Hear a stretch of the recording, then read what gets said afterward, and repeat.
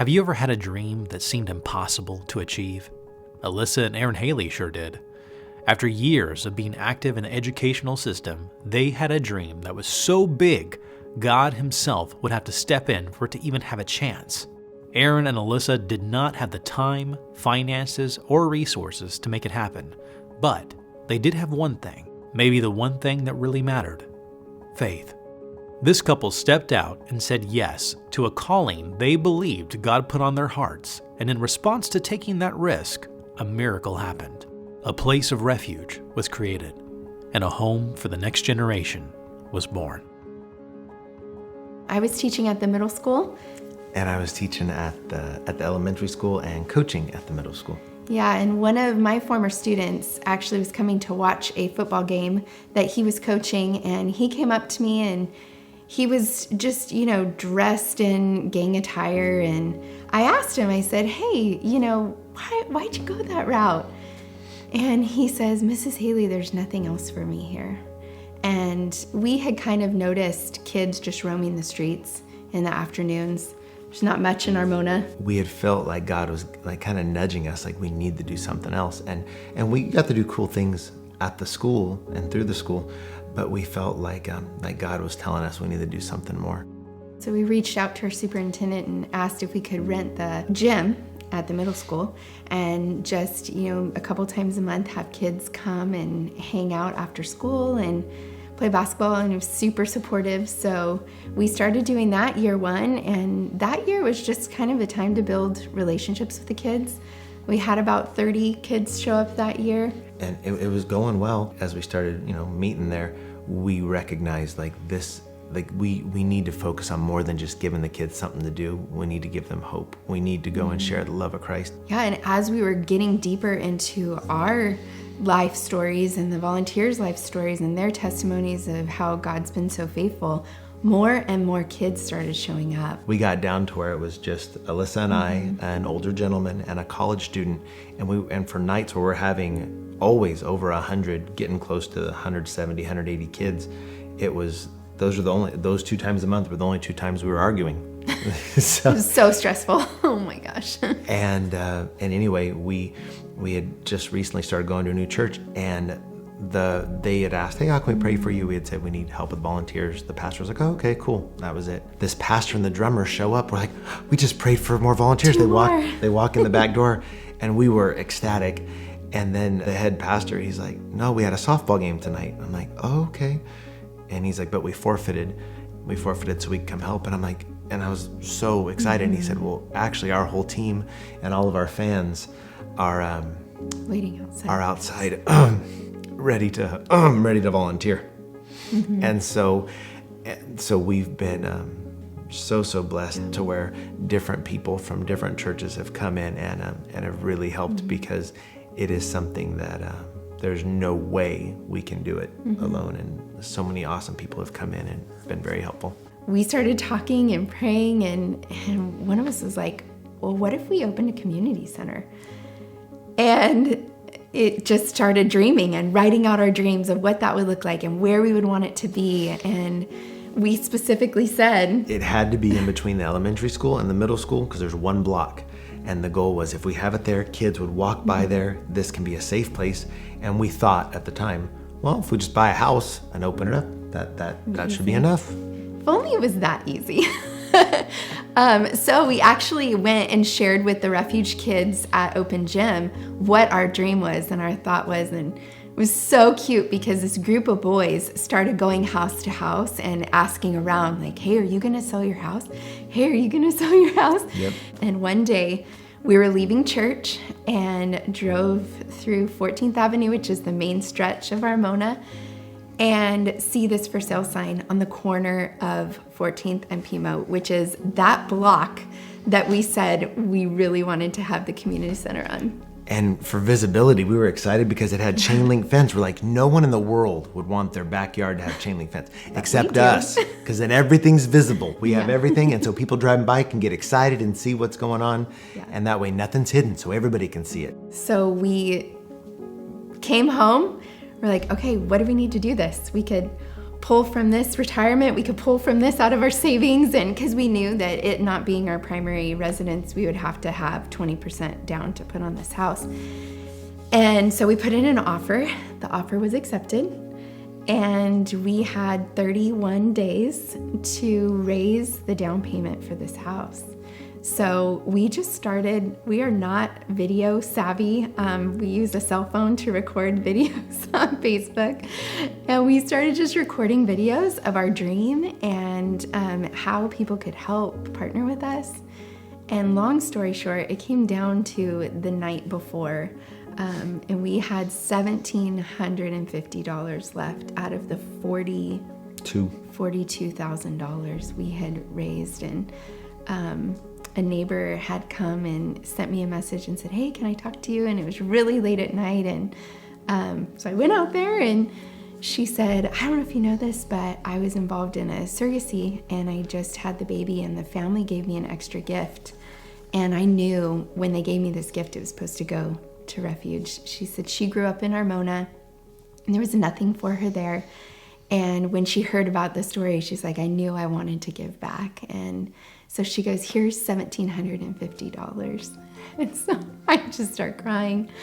I come inside and I'm crying, and he's like, "What's wrong?" And I was like, God is just so faithful. He's just so good. And we just raised the entire amount for this down payment on the house. And so from there, we realized we needed to be ADA compliant and actually open up. So that was another year journey of just seeing, honestly, miracle after miracle. And a long process, because there's lots of things.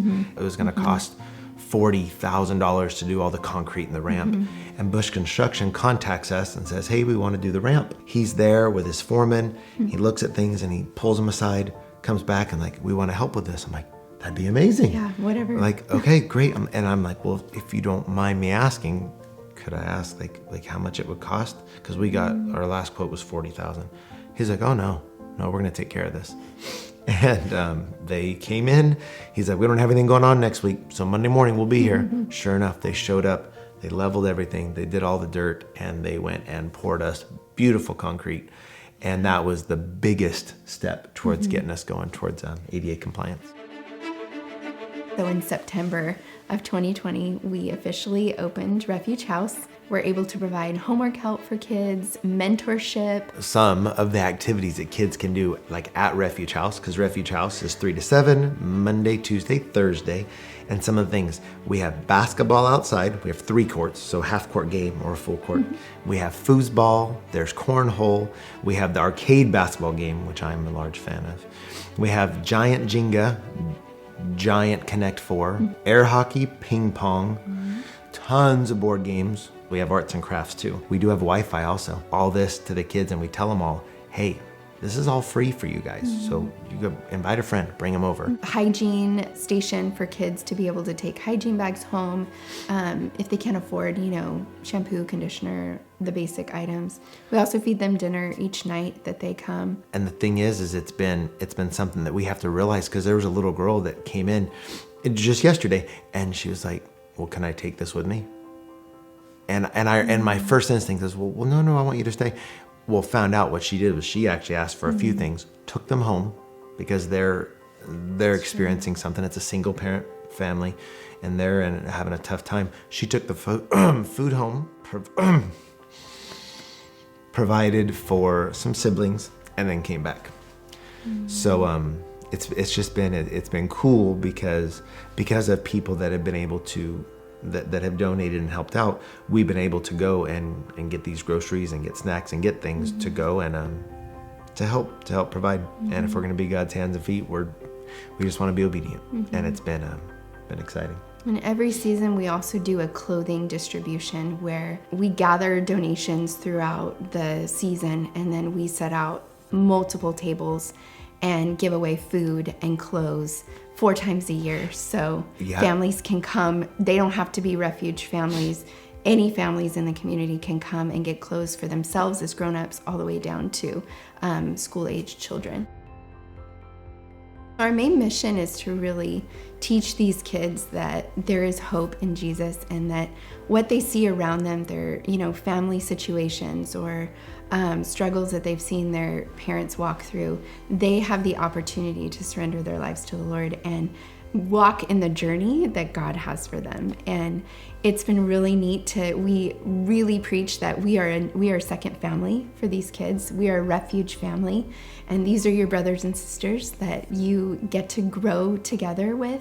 We want these kids to feel like they have a second home that may not be like the home they have at home, which could be rough. A lot of these kids have really rough home lives. And so it's been really exciting to go and to see what God is doing with Armona, and then bringing in more people that that have a vision, that are excited. One of the good problems, I guess you could say, we had last year was younger kids that were coming, like kindergarten through 4th grade. We really catered to a middle and high school teen center rather than a daycare, but these younger kids kept coming. And, we think about in the Bible, Jesus said, let the children come to me. So we didn't want to push them away, so we started praying like, God, show us what you want us to do with this younger generation. So we started this Bible club for kids, kindergarten through 4th grade, and some 5th graders like to come too. So we let them kind of double dip, but we meet on a weekly basis.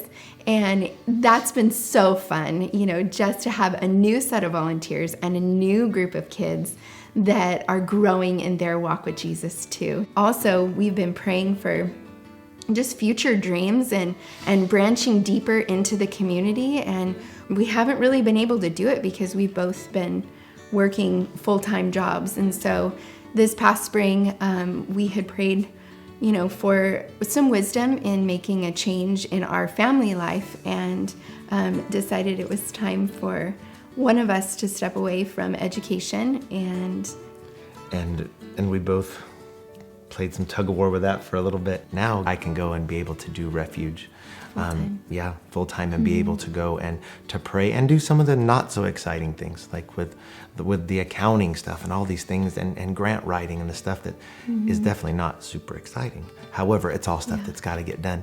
And what's been really cool is able to do these things and get these things done during the day, and refuge at night.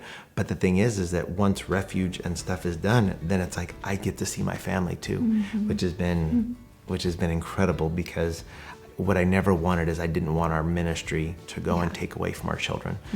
And it's been an incredible blessing, because able to go and it's created more time, and it's been really good. And so little sacrifices, like not eating out as often, or not hitting up Starbucks or Dutch Bros, it's all worth it, because he provides for our every need. And out of that abundance, we don't feel a lack. We don't. It's worth it.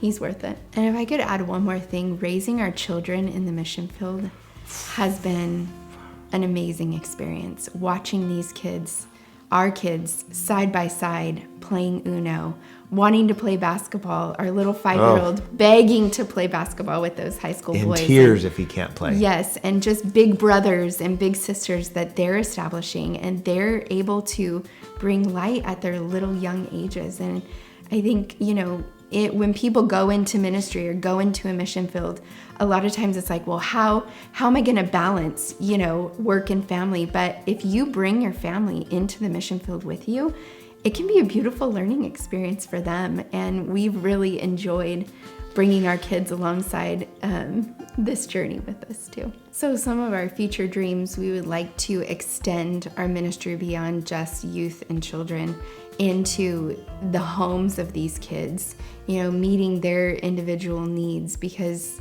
there's a community that's hurting, that's broken, that's impoverished, that doesn't have resources that other affluent communities do. And so one of the big reasons why we decided for Aaron to go into full-time ministry with Refuge was so that we can meet the needs of the communities, of the students that we're serving.